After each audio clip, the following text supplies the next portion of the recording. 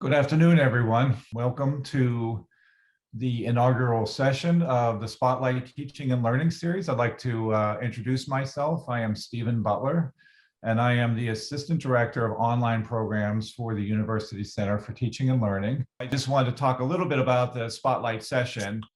This is a new venture for the Center for Teaching and Learning, and this is it will be a series of short talks that focus on important trends in teaching, learning, and educational technology.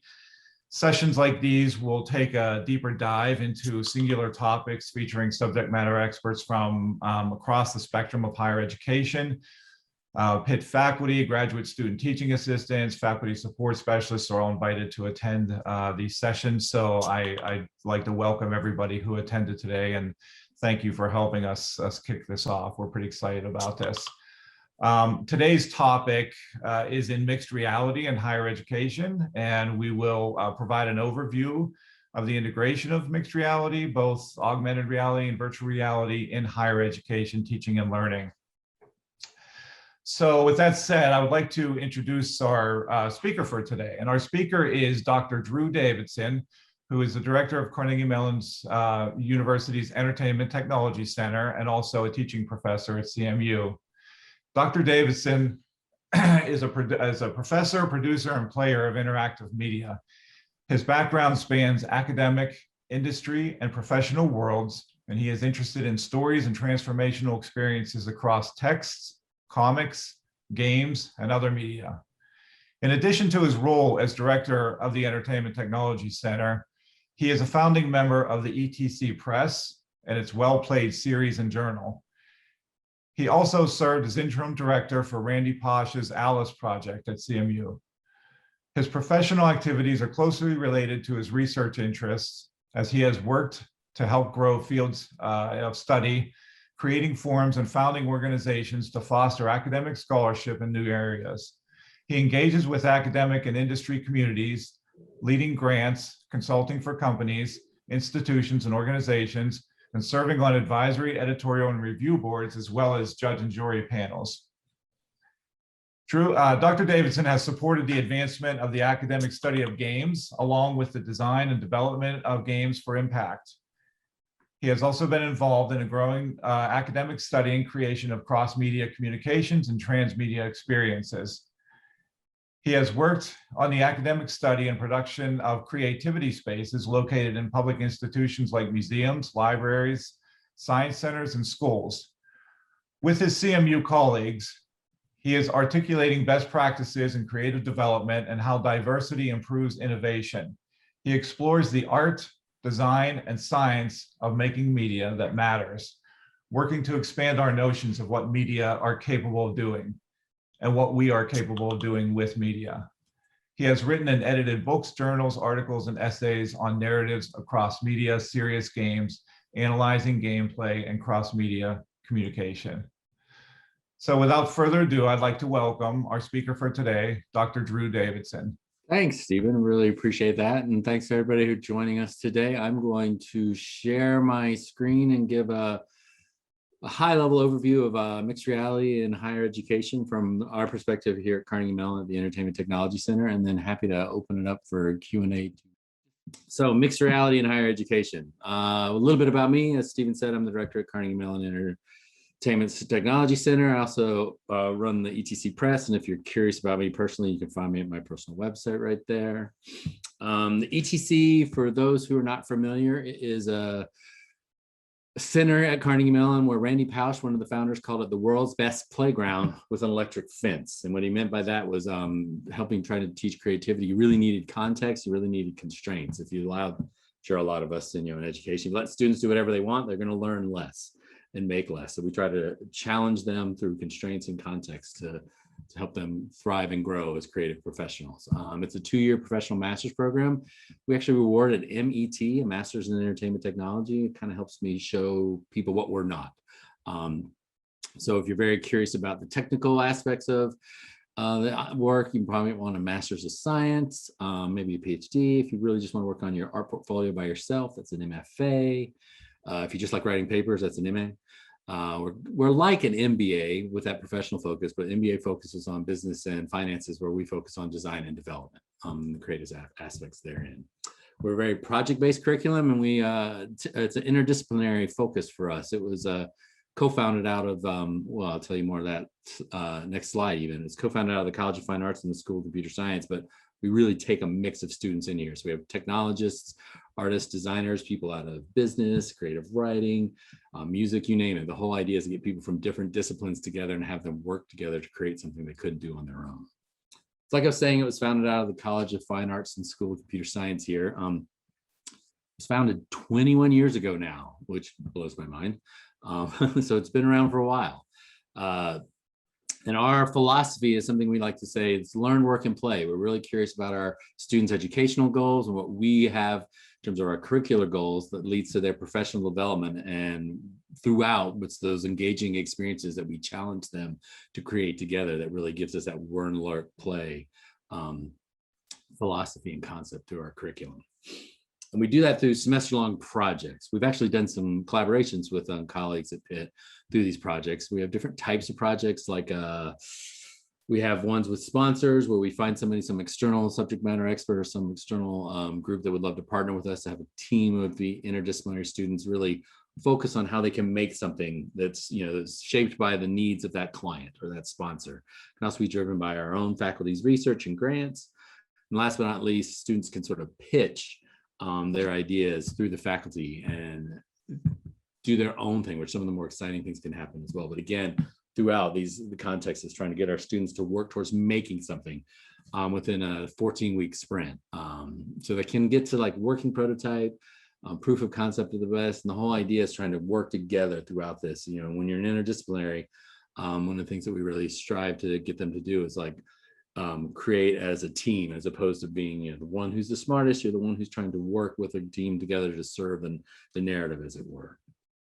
And we do entertainment technologies across the board. So like, here's a quick little listing of, we do video games, animation. We're curious about location-based things like theme parks. And we also like mixed reality, or we incorporate robotics or live performance with enhanced by technology, you name it.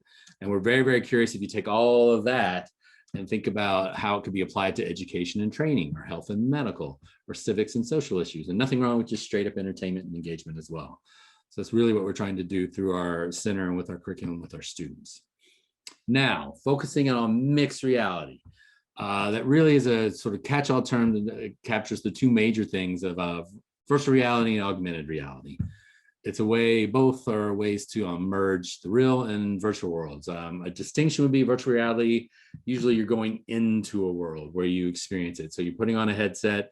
Like if you see the picture here in the slides, you have some trackers so they know where your hands are in that space as well.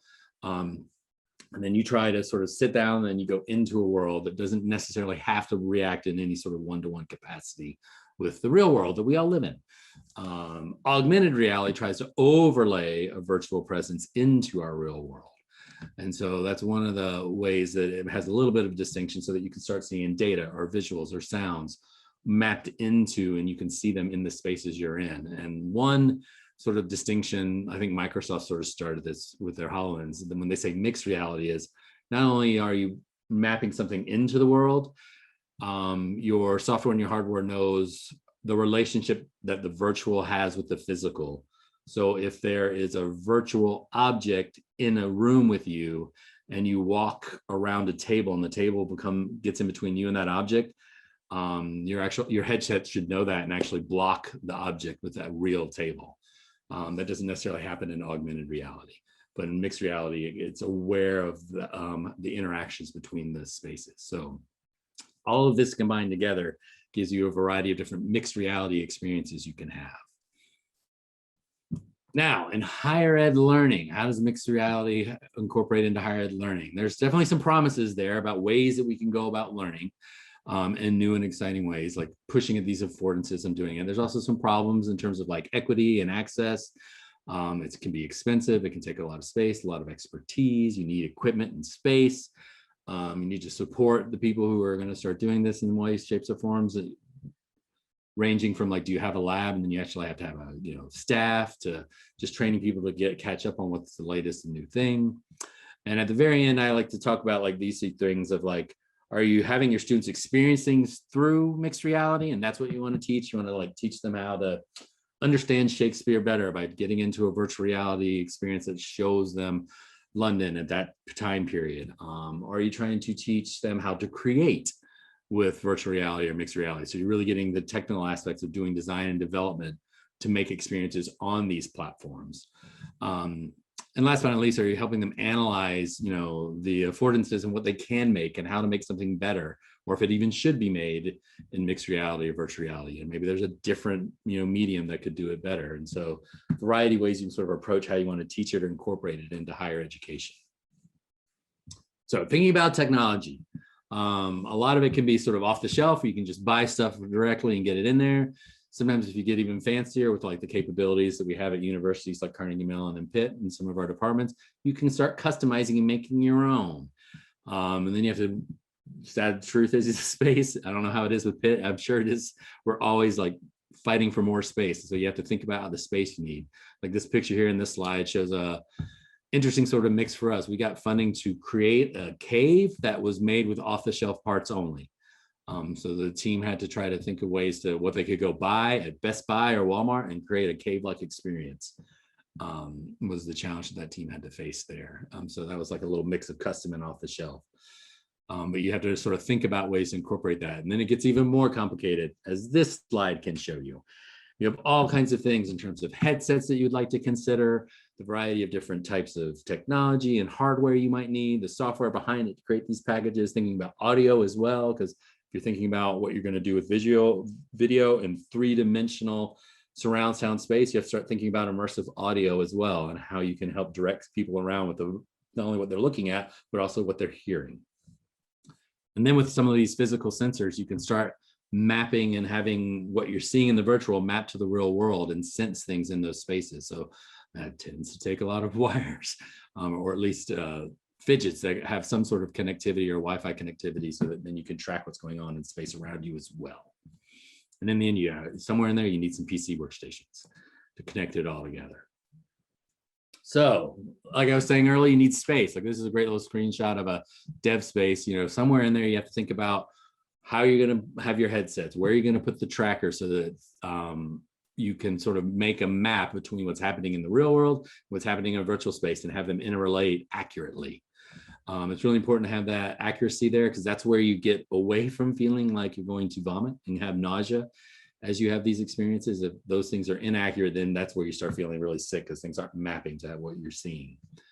You definitely need workstations, and you got to think about the variety of software out there you could use to start, doing the virtual world building, ranging from the art and the environmental to the code behind it so that it runs in the interactivity, to the software packages that you use for your, video effects and your, so your audio effects and your sound. All of that together, you have to think about ways to have it so it can range where it ends up being kind of a commitment you have to make to be able to do this fully if you want to start developing and creating your own. Or even if you just want to let people experience it, you have to have some sort of space so that they can stand and walk around in a virtual space without bumping into real things. So really quickly, just to sort of tease you all, we have done a lot of work in mixed reality with projects, and I'd love to share two, one that was called Pupil and one that was called Voyage. Interestingly enough, these were both student pitched ideas. So our students came to us and said they had these ideas they'd love to try to do, and faculty approved it through the process, and here's what resulted. Pupil was a project that was really trying to use mixed reality for learning, working in classrooms and trying to design interfaces that were for teachers and learners that intersected, but actually had some distinction, so the teachers had more curatorial control over how they could set things up, and then the students went in and had the experiences that were layered by and started by the teacher. They did some really amazing things, I thought, in this project, where if that first picture, they did like a biome where you could slowly sort of pick apart and reach in to the various layers in a canopy or in a forest, ranging from the top all the way down to the floor. They also did this wonderful experience, if you've seen the second picture, where you can kind of see the hand reaching in, where you and another player would work together to play with virtual images of molecules, so that you could sort of like create water through H2O or something like that. So they were trying to set up these ways that you could have these experiences and that a teacher could facilitate it by starting what they were hoping to do to tie into their lesson plans and the activities, and then let the students go. So that was one of the focuses they had for that project. Similar project that some students pitched, they were really pushing on, could they do multi-user experiences, which is still like burgeoning. I don't think anybody's done it really well yet in VR in terms of like having a lot of people in a space together. It's really tricky in terms of communication and stuff. So currently like VR is much more easy to like go into a world by yourself, where augmented reality, at least you're sort of interacting in a shared world that we all live in. So their idea was to create these virtual field trips and scavenger hunts in a virtual reality space. And then all of the students in a classroom could put on these headsets together and go in together. So the reason it was worked pretty well with multi-users, they were in a shared space, they had a server, but it required a server that they could all connect to together, so that you made it work better by tying in a location of the students being near each other and being near a server, so they could all go in there and kind of do team scavenger hunts together and walk around various biomes. And like as you can see here, somebody found and identified a white-tailed deer, so their team was like, yay, we found our deer. So that was another pitch they were trying to do. And both of these, if you get a sense from our perspective, the Entertainment Technology Center, we're challenging our students to make things in VR. And we partnered with school districts and teachers in both scenarios to think through, like we use their subject matter expertise to think about what they could do to make sure they were designing something that would actually be useful for the teachers, as opposed to like a burden of some sort of yet another technology that they have to figure out how to use and ends up gathering dust in the corner, which we would hate to have happen. And that's just like the tip of the iceberg for us. There's like throwing out just some, like we have a variety of projects here. Like Hot Metal was working on using VR for training and learning how to do 3D printing with metal, which can be really dangerous and they can be explosive. Cutting Edge was a VR project trying to think of how to incorporate filmic techniques and editorial things like making cuts and fast cuts into virtual reality. Prism was another educational project that was pitched to try to help students understand and better raise awareness if they had students in their classroom that might be on the spectrum or spectrum adjacent. Kalpana was a VR project that really focused around, it was more of a 3D video project that tried to help you address racial profiling and biases in cops and interacting with Black people out on the streets. Thin Line, I'm trying to remember, that was another movie one. And so just a variety of projects. We really are trying to push and challenge and encourage our students to really explore how to use mixed reality on projects. But I would like to share a little head fake. If any of you are familiar with Randy Pouch, who's one of the co-founders, he's the one who said the ETC is one of the most exciting playgrounds in the world, but needs that electric fence. He had a last lecture, and if anybody hasn't seen the last lecture, I highly recommend you Google Randy Pouch last lecture. It's a wonderful hour, very inspiring talk. But he talked about the head fakes. At the ETC, our focus isn't really on mixed reality. We're very tech agnostic. We try to challenge our students to think about the best experience they need to design to meet the goals. And we really focus on that creative problem solving. An example for me, I use the home front right here. There was a project where, if you all are not familiar, there's a theatrical company out of New York called the Theater of War, where they do live readings of classic Greek tragedies for soldiers to help soldiers talk about their PTSD. And they found it to be very, very successful. And they partnered with us to think about ways to scale it. Because like we can do these live readings, but about 100 people are in the audience. And that's what we found to be the maximum. But there's tens of thousands of shoulders that could benefit from this. What could we do to broaden the reach of what we found to be so impactful? And they came to us thinking that VR would be the best thing. So we talked to them about VR, and we had a team get together, and about a month into this semester, after they talked a lot, it kept coming up that it wasn't the live readings that were so impactful. It was that they unlocked the ability to have these group discussions. And they kept coming up that the discussions were where it really happened. And so after about a month, the students pitched them that maybe VR, which again, still not great to have discussions, and it's hard to do multiplayer in VR currently. Back then it was definitely, it's a couple years old, but even now it's not great to have conversations yet. So they pitched the idea of just doing a board game facilitated with a smartphone so that the live readings could be played through the smartphone, but the board game instantly made discussion the focus because you were sitting around a table together making discussions. So that's sort of like our focus is less on the technology and more about the experience you're trying to have. Because we're really trying to teach creativity to our students and like be creative professionals. And that's for us like really tapping in and trying to do stuff together. It's like the skill we're trying to incorporate into them and develop a process so they can do it not only individually, but as a group.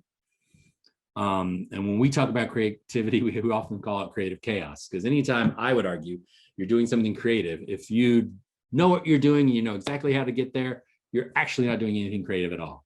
Creativity is getting outside of your comfort zone and trying to do something you've never done before. So you have ambiguous ideas, and you're not 100% certain what the results might be. And the only way to get there is to try. So we really try to teach our students to go through like rapid prototyping and an iterative design process that's very, very flexible so that we hope they become more comfortable with these unknowns that they have to explore each time they try to tackle a creative project. Big way that we get them comfortable doing this that requires no technology is improvisational acting. All of our students have to go through improv, and that's not to help them be funnier or better actors and actresses. It's helping them to get to the paradigm of what improv represents, that whole yes and experience where you share things together, get very, very comfortable with things that you don't know, and you're serving that story. So it's like sharing ideas and sharing credit. And the professor who teaches this class that all of our students go through likes to say, no amount of technology can solve a bad idea.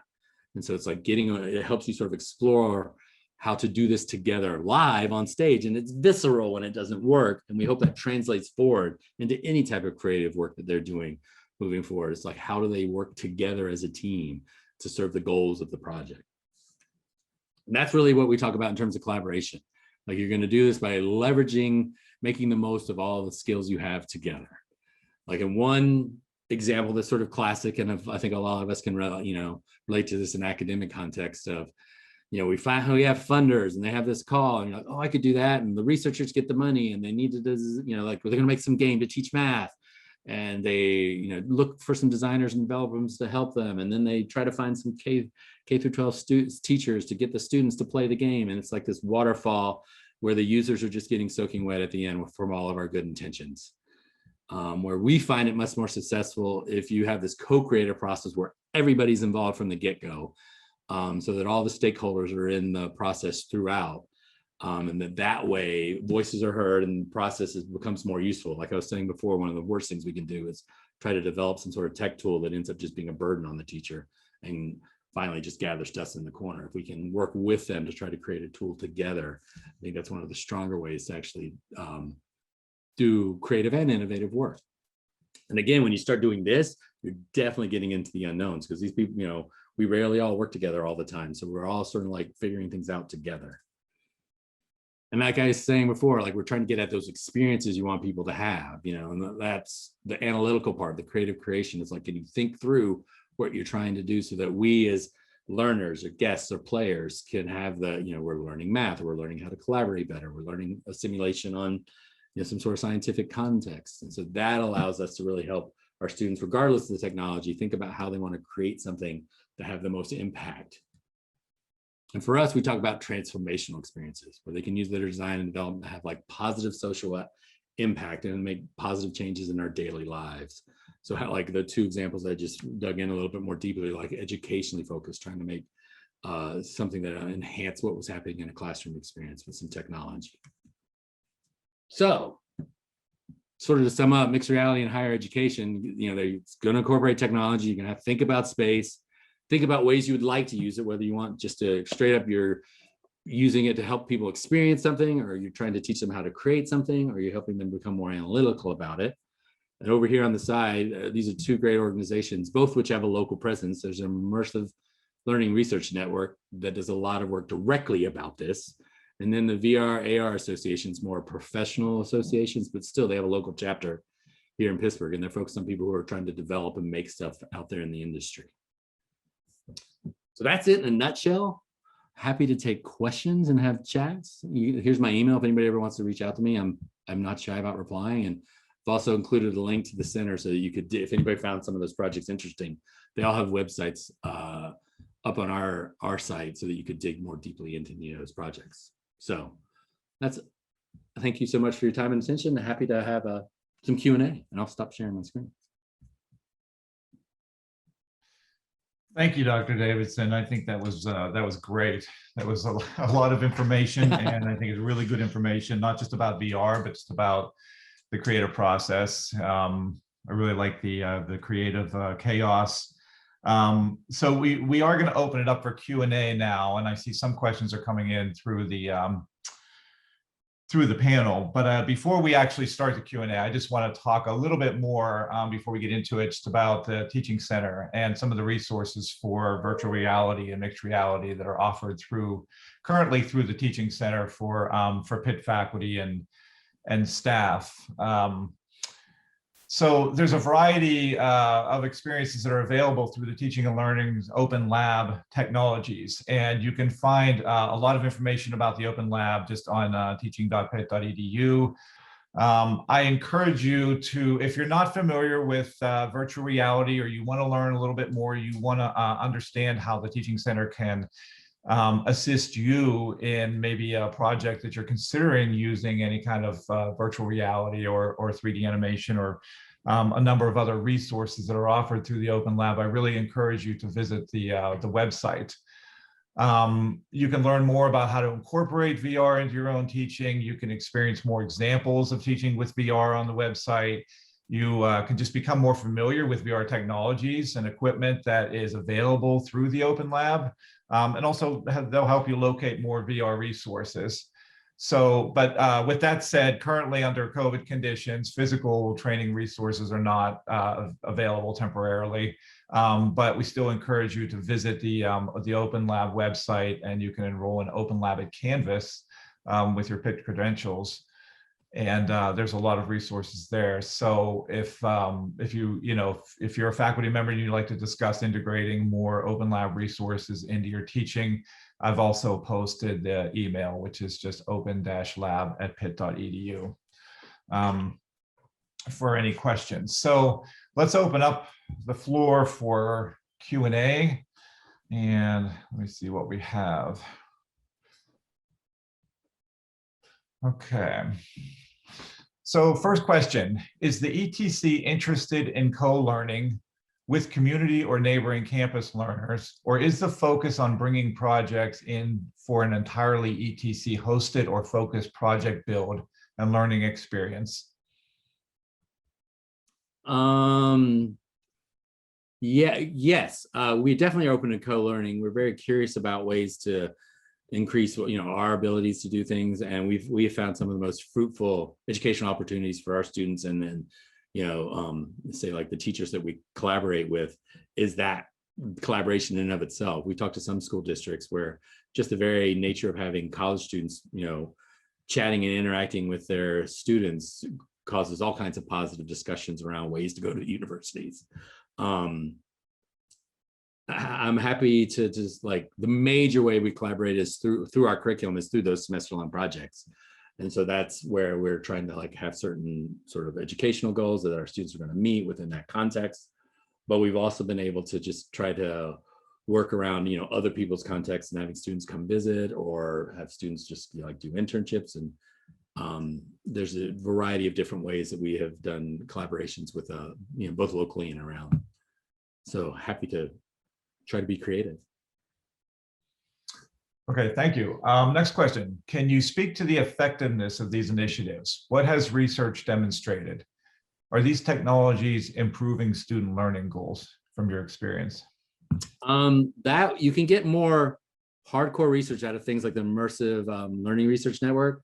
And there's just recently, there's a great meta-analysis of using VR for training. I think it was in an Elsevier journal.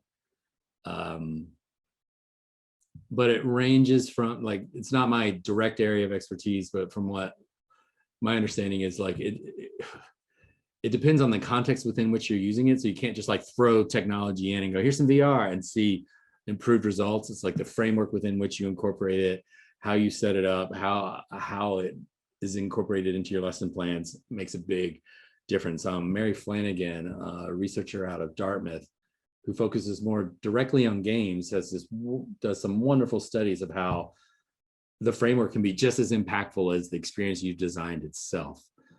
So the way you set it up within the context of, you know, the learning opportunity that you're hoping them to engage, whether by playing a game or getting into VR, is as important as the quality of the VR experience itself. And so, you know, it's like one of those things where your mileage varies based on how well it's set up, how, you know, what your goals are, what you're trying to achieve. And again, like we were saying with that one game where they kept saying they wanted VR, and after about a month in, we convinced them a board game might be better. And, you know, they ended up being thrilled, and because they never even thought of a board game, but that really got their idea of the conversational needs that they were trying to get at. And so sometimes it's like, that's why we try to be tech agnostic, like what are your goals, and then we'll dig with somebody to try to really get into like, well, maybe it's not a game, maybe it's this, or stuff like that. And it's like, I've always found it to be great to help be incorporated and enhanced into existing curriculum and lesson plans, so that it just becomes complementary as opposed to the one and only thing. Like I've never been a big fan of like, just let them go play games and they'll learn everything. It's like, no, given the teacher can really become this sort of like facilitator to help use the games for the students to better understand what's going on. And a researcher out of Florida, I don't know if it's UCF or Florida University, Valerie Shute, S-H-U-T-E, did this great job of showing that when you're using technology, particularly games and VR, you end up having like these parallel curves of expertise you have to surf with your students. One being how, you know, what's their mastery of the subject? You know, say it's math. You know, if they happen to be a really good math student, they're going to be already ahead of the game than some of your students who are struggling. You have to think about how you adapt as you would anyways. But then when you start using these technologies or games, it's like, what's their expertise in playing games or in comfortability of walking around in a 3D space? Some students are going to be really comfortable with that. So they're going to dive right in and be able to play a game or really navigate VR. And some students, they're going to be like low, you know, it's going to be a higher barrier for them. And her research was able to show that some people that are really, really comfortable with games can actually play through your educational experience and learn less because they're just really good at playing the game. So they'll just keep guessing until they successfully complete the game, as you would play a game in general. And they might miss all the educational concepts that you're hoping they would sort of like challenge through. So scaffolding becomes really important. So yeah, can be good, but use with responsibility. Thank you. The next question is, do you have a favorite VR AR system that you would recommend for experiential learning? Well, like the two things that can be really good is the Voyage project used Google Daydream. So that was like a lower barrier because it was this, did somebody have a smartphone and they could just put it into that headset? Had to be an Android, but you know, Androids are out there everywhere. So it really lowered the barrier in terms of, you know, they're cheaper, Androids are. And so you could more easily have a bunch of headsets and have students get into it. Oculus Quest, like the Oculus Quest 2, is inexpensive and sort of like you don't need a computer. So if you're just going for experiential and having them have something, that's a great platform, with the caveat of you have to have a Facebook account. So that gets complicated because of Facebook. For some, you know, for age ranges and whatnot. But it is easier to use. Again, both of them are easy to use because you don't need necessarily dedicated space. You just need to clear enough space so that somebody can then put on the headset and be able to walk around. And so that's really, really nice. The trick with Oculus Quest is you basically have to hack it if you want to make your own things to put on it. So then you actually need a PC workstation. You need to have the ability to sort of like load things through a application called SideQuest that then you can load on, because the official hardware all has to go through their store. It's easier on an Android phone to just load stuff onto an Android, but again, you do most of your development on a PC. But still, you know, once you're starting to think about developing your own things, then you're starting to think about you need dedicated workstations or some sort of lab where the students can make the stuff that then they load onto the headsets. But if you just really want to have them experience some of those lighter weight ones, and you know, the Oculus Quest is really high end in terms of its graphics now. It's comparable to some of the ones that are tethered, like the Quest and the Daydream, you can actually free. There's no cables, but you know, things like the Rift and the Valve Vive, you're now tethered with a cable somewhere, which means you get higher end stuff, but then you have to negotiate the fact that whenever you walk around, you're trailing a cable behind you, and if you turn, you might trip. So yeah, those two maybe. Okay. Thank you. So the next question is more about cross-disciplinary collaboration. Does the ETC work in collaboration with other fields of study at CMU, such as English or theater arts, or any other department? Oh yeah, we've done lots of projects with Dietrich, various, philosophy. We've done some stuff with English, definitely stuff with drama here. Regularly collaborate around, because like our expertise is in design and development, so we're always looking for partners who, like right now we're doing something with the HCI department, and we're looking to do some partnerships with the new collaboratory against hate, the CMU PIT, or the PIT CMU initiative, joint initiative there. We're looking to partner with groups there to try to like raise awareness or increase activism in those regards. So yeah. Is the next question, is the accepted umbrella term for VR, AR, MR now mixed reality? We've generally seen the blanket description as extended reality, while MR was used for specifically interacting with physical surroundings. What are your thoughts on that? Yeah, that's a really good point. MR, I'd say XR is probably a better umbrella term now, and I've heard IR lately, immersive reality. Is another one competing. I haven't seen like somebody like mixed reality got very attached to the HoloLens. I don't know if there's like a trademark sitting there with Microsoft, but they definitely started really promoting that they were mixed reality to set themselves apart from augmented reality and virtual reality. So I'd say like XR, IR probably are the bigger umbrella terms. Okay. Next question, are you testing the effectiveness of your projects? If so, how are you doing that?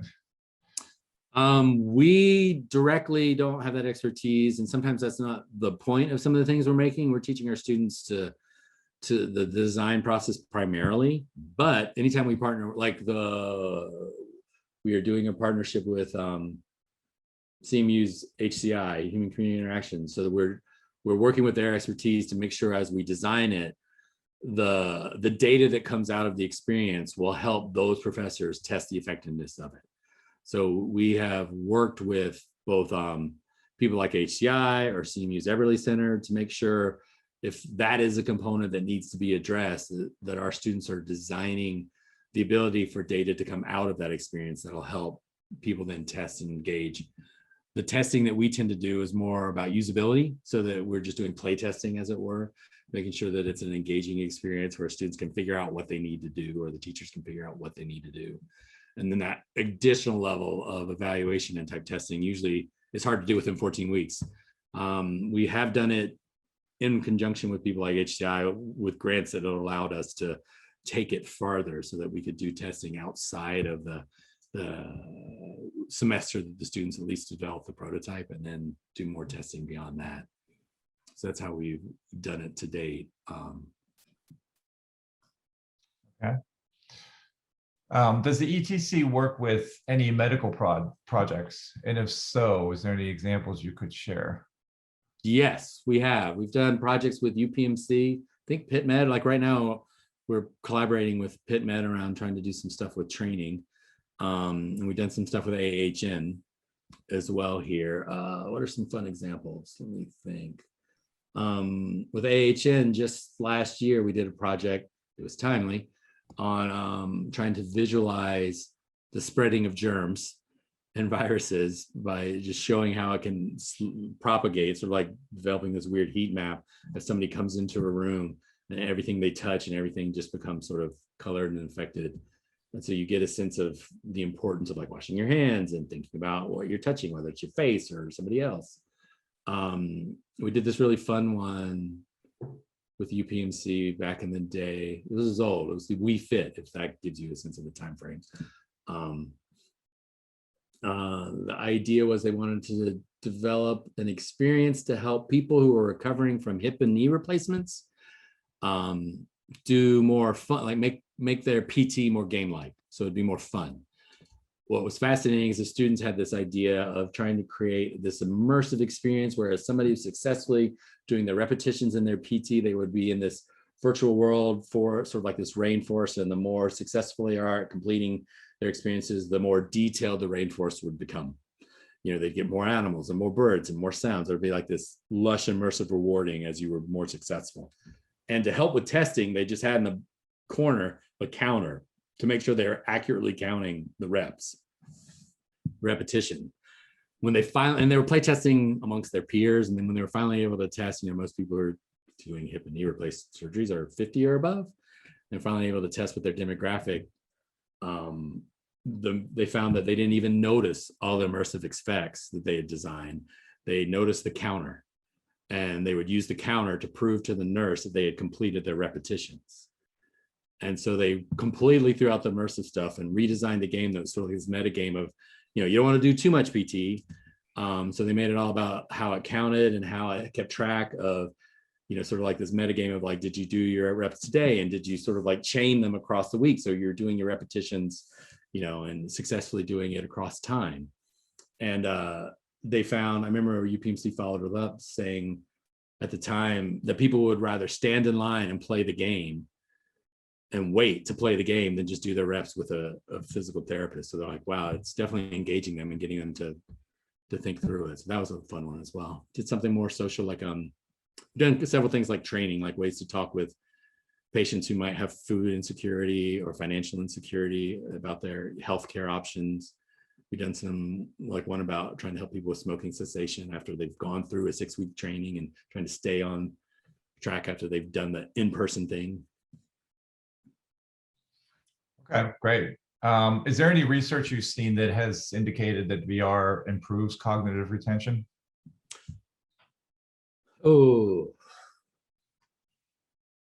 I haven't seen anything directly yet. I've seen some people hypothesize that because of the embodied nature, it could help with certain types of simulations because of the research showing, like as you learn something, you know, like some sort of like on the line or some sort of like the training that NASA does with their astronauts.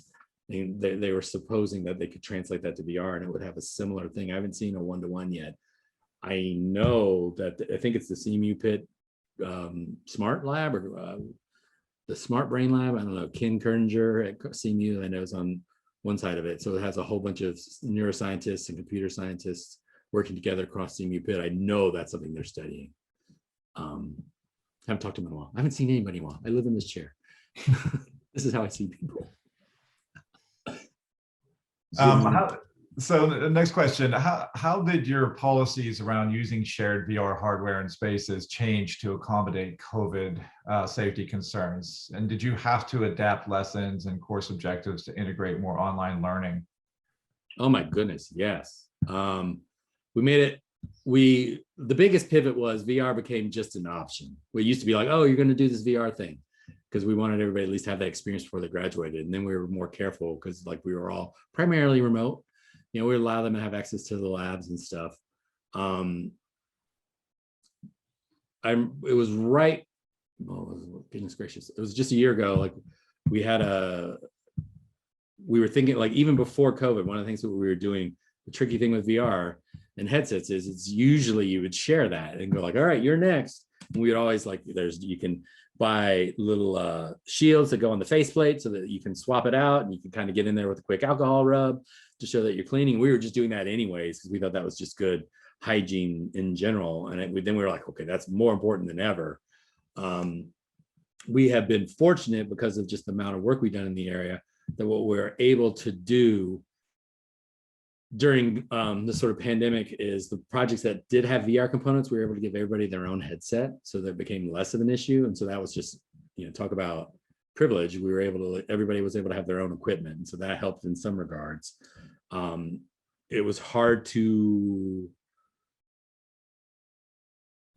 do with play testing because, you know, CMU wasn't allowing off-campus guests. So all of our guests had to be CMU students, faculty, or staff.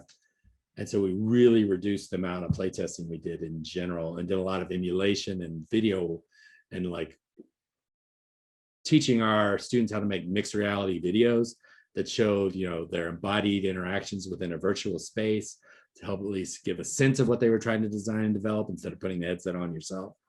So that was, I think, one of the biggest challenges. Was normally we'd be like, oh, we're going to have an open house and we're going to allow, a group of kindergartners come in, or kindergarten's a little too young for VR, but allow strangers to come in and put on headsets. Like that didn't happen at all for a year.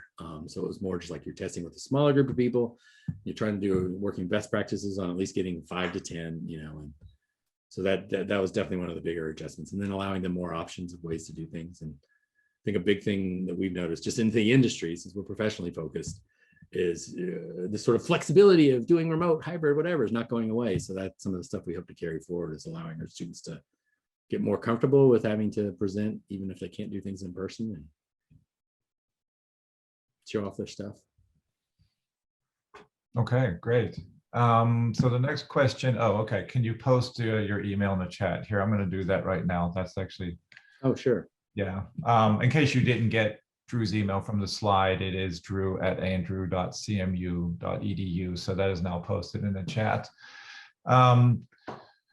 Next question is, do you anticipate that these technologies will ever become mainstream in society? If so, will there be a killer app that takes it there?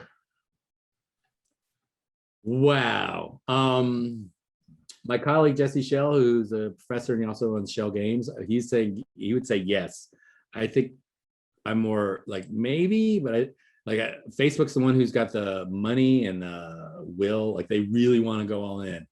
And I think what they're going for, which is not necessarily a bad bet, is like, will we get hooked if it's social, where we're able to feel like this is more like I feel like I'm sitting in a room with you all.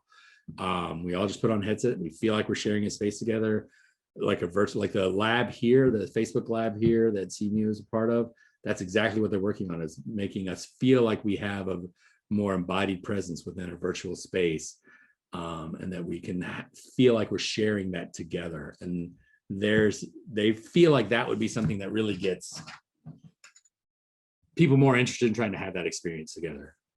I don't think it's gonna be games, because that's always gonna be kind of niche-ish, but I think games will drive what the hardware is, the high affordances of the hardware that then we all could benefit from that type of, like, is it the latency of the imagery gets better, and because anything that makes it feel more like you are sitting in the room together, as opposed to I say something and then you wait 20 seconds to get a reply, as it goes through the inner tubes. So I think something sort of social could do that.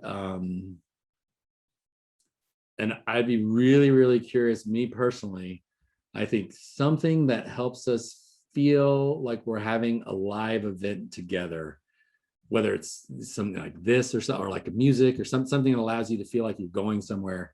I think that could be a killer app where it's like, oh my God, I was able to go see this concert in Spain, even though I'm here in Pittsburgh, or like, oh, I was able to see the Steelers game, even though I had to move to California. But and make it really feel like you're there more successfully. I think that's going to be something that a lot of people will really get behind, if it sort of like closes that sort of distance where you feel like you could experience something like that together. Okay, and we have 2 questions that I'm going to combine together, and because they're related, and this was actually a question I had that I wanted to ask you. So one comes from a blind master's student participant, and the other is from an anonymous attendee. But the first one asks, what disabled access does VR present? And the second one is, are you concerned about student equity issues and mixed reality? And can you address that? Yes, I'm happy to answer them together. Yes, I think there are equity issues, because you are talking about technology that costs. Even the low end, we're talking a couple $100s. And even the low end, you're talking about, do you have space? So I think one of the things that's going to hurt the mainstream sort of adoption of this is like, how many of us know somebody who has like VR at home? Like I'm at a center at Carnegie Mellon where I can have access to all the VR I want in the world. And most of us don't have VR at home, because it's like, I don't have a dedicated room, or, that stuff. And so I think that's, there are definitely equity issues in our society around that sort of access to technology in general. And then if you start looking at it in terms of school systems, and districts and universities. There's like, we're fortunate, we're at Pitt and CMU, so that there's an open lab, there's a VR lab, there's like abilities to get access to these things, and we can go after grants and stuff. And like the Remake Learning Network here in Pittsburgh, for those of you not familiar, it's like Remake Learning Days right now. Really, it does try to think of ways to use local grants, local support, local intentions to help sort of get over those hurdles of accessibility, either by providing people opportunities to come to a place, or to enable schools to have a lab that might have not have been able to do it without a little bit more support and then the training. That doesn't solve it right away, but I think, what we've seen in the pandemic more clearly than I think a lot of us knew it was there anyways, but the pandemic just highlighted it in bright, bold, shining letters. Like, our society is ripe with inequities. And so if we can't come out of this thinking about ways to better address that now, please, let's try to do that better now. Like, we know it's an issue, and like, how can we think of ways? That's part of the reason we try to be tech agnostic, is sometimes the solutions are something that don't require technology and then can get to more people more readily. I was in a meeting last spring when we were all pivoting, and the head of the School for the Deaf and the Blind was in that meeting as well, and everybody was talking about their strategies for how to make this pivot. And she was lamenting how most of the parents couldn't afford the technology they would need to incorporate the curriculum at home to be able to homeschool their children once everybody was. So she's like, our teachers are just trying to print everything out and get boxes that they can give to parents, so the parents can, homeschool while our teachers call. And it's just like those types of hurdles just like break your heart when you think about that. With virtual reality in particular, since it's primarily visual driven, that definitely provides a hurdle. But we have done some projects that have been primarily audio driven, doing 360 binaural audio. And we partnered with the School for the Deaf and the Blind for one of them. And one of them, we were really trying to think about virtual reality where you would have an experience that the sound would allow you to guide around, and you would have physical vibrations on your body that would help you navigate a space where you feel things virtually, while also hearing them. And so it opens up some new and interesting experiences people can have that don't rely solely on being visually presented. And so that's one way, is to think about designing apps like that. But then again, you start talking about different levels of accessibility, and some people can't move around as readily, and some people struggle with controllers. I think Microsoft's done an excellent job with their haptic controllers for people who have physical impairment or physical challenges. And so that's ways that we continually try to challenge our students. And sadly, sometimes we've done some grant projects where everything was going really, really well, and then we started talking about accessibility, and there was just no funding or support to help do that extra iteration to start considering that. And so the success we had is when that was primary from the get-go. It's like, we need to make sure this is accessible, or this is primarily audio or primarily haptic. So those are definitely some things that we consider, both specifically sometimes and in general, just as challenges that we all have to address. Okay, thank you, Dr. Davidson. And we're actually just we have a couple minutes, and so we're going to start to wrap up the presentation. I have one more question for you, though, from me, and it's a one-sentence answer. We've seen VR applications in science and education and entertainment.